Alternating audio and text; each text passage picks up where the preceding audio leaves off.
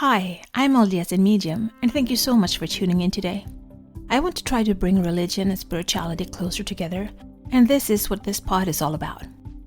I will talk about my own thoughts and feelings as I am both LDS and have spiritual gifts, something that I've had my whole life, but I always thought that it was hard to combine these gifts with my religion. This has torn me into two directions, and I have talked to many people who feel the same way.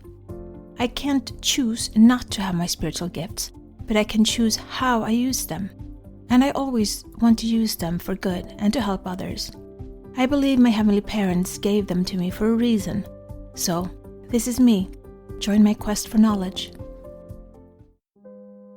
It's that time of year again that we are preparing for General Conference and Easter. Easter is such a special time that we celebrate in remembrance of our Savior Jesus Christ. I have some memories from the pre-existence. It comes like flashes, like microsecond pictures that are too fast to actually catch, but they leave emotions in my body of longing and joy and such a profound love. During these past years since we started with the pod, I've taken time to get to know my Savior better, to make my relationship with Him personal. When I grew up, I had 2 aunts and 2 uncles on my father's side. My uncles were 5 and 6 years older than me, one with blonde hair and blue eyes, and one with brown hair and brown eyes. Growing up with them in my life was exciting. They would do a lot of pranks and recorded their own adventure movies, and I followed them around like a little puppy. My older brother is a year older than me, so my uncles were more like my older brothers at that time, and I loved them dearly. One was brave and vibrant, one was artistic and musically talented. I loved to sit by the piano and listen to my youngest uncle play and sing for me, until he got sick in blood cancer and passed away at the age of 20. I guess that would be a defining moment for me. That loss was hard for me, because my much loved and cherished uncle left me. I still had my other uncle. He was a blonde Viking, tall and handsome and so full of life. He had this thing about him. When he talked to you, he made you the center of the universe. You felt seen and heard and loved and special. So most girls fell in love with him, and some came to me for help to set up dates. But I knew him. I knew he forgot them as soon as he turned his head. It's like putting the spotlight on you for a brief second, but then you change position and you're left in the dark. But it was just worth it, getting to spend some time in that light. He went to the States and stayed there, but even though we didn't keep much in contact, the bond was still there. He took his family to visit a few years ago, and it was so nice to see him, talk to him, and hug him once more. So learning that he got sick and wouldn't make it, and then passed away earlier last month, hurt. I've lost so many I thought I was going numb or immune. But writing this brings all the memories back again. All the laughter and the tears and the years of following them around, and they being my biggest heroes growing up. My knights in shining armors. Well, now they're united again, and I can feel their joy. So this is the relationship I've started building with my older brother, my personal savior, my Jesus the Christ. I remember looking at him, seeing him, talking with him, walking with him, planning with him, creating with him. It's faint memories, like echoes, but I feel it in my entire body, this longing for my brother's embrace. So once again, this Easter, I will celebrate his life and the gift he gave me as he laid down his own life for me. And I will rejoice in the fact that my uncles are together with him. And in a not too far future, I believe we will be together again, since he is coming back. And it will be soon. Well, soon is probably relative, since their timing and ours is different. But I feel it's speeding up. It's building momentum. And it's time for us to be ready to stand firm and to greet him with oils in our lamps. And I will hug him, and I will cry, and feel love and joy and completion. Until next time, be the light, share the light, spread the light, shine. This is my journey. Thank you so much for keeping me company today. Please download, like, share, and subscribe, and help spread the light and spread the word to expand our community. Let's bring more love, peace, and unity to this world. Take care of yourself and your loved ones. Always be grateful, kind, and loving. Be brave and remember to step out of your comfort zone and smile. If you support us on Patreon, you will get access to our meditations and extra materials so you can download them as MP3. Also, we now have a Facebook group, which you can access from our Facebook community. Please answer the questions as you apply to participate. It will be a safe haven where we can keep discussing religion and spirituality, our spiritual gifts, and self-development. Remember, one person can make a difference, but together we can change the world.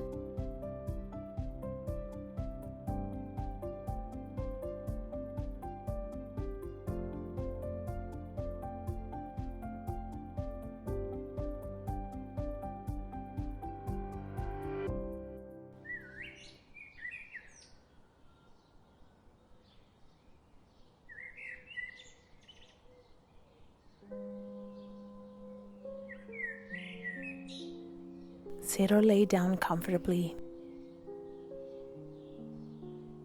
Start to focus on your breath. Breathe in and breathe out. Breathe in and breathe out. Breathe in and breathe out. Keep breathing and close your eyes. Just breathe. Now I want you to imagine sitting at a table and in front of you, you have a book. You open the book and the page you look at is blank. So you start to flip through the book and realize all the pages are blank. This is your book for the year 2025. And as you look at the cover, the numbers 2025 appear on it. Now, I want you to flip to the very last page. And on that page, I want you to envision it being the end of December 2025. And I want you to write down the big accomplishment you did this year. Be as detailed as possible. Put as many senses into the vision as you can while you write it down. And as many positive emotions as you can feel while writing down what you have accomplished.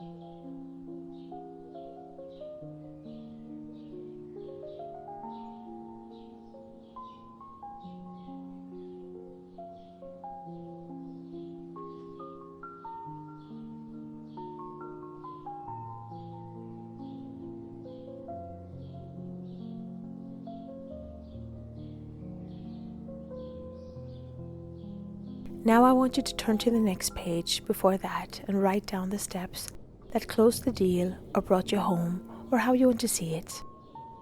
Write down the final steps before accomplishing your goal or vision.